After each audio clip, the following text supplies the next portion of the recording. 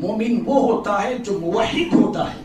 मुशरिक इंसान जो शिर्क करता है वो मोमिन कहीं का, जो अल्लाह के साथ कुफ्र करता है वो मोमिन क्या हो सकता है।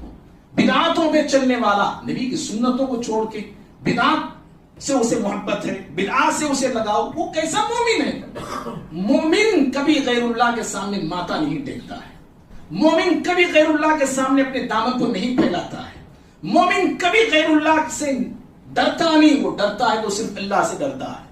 मोमिन का सीना अल्लाह रब्बुल आलमीन की तौहीद से मामूर होता है, और जहां उसकी तौहीद मजबूत होती है, जहां उसकी तौहीद मुस्तहकम होती है, जहां उसकी तौहीद कवी होती है, वहीं पर वो दूसरी चीज मोमिन अल्लाह की मोहब्बत में भी मजबूत होता है, अल्लाह की मोहब्बत में मुस्तहकम होता है।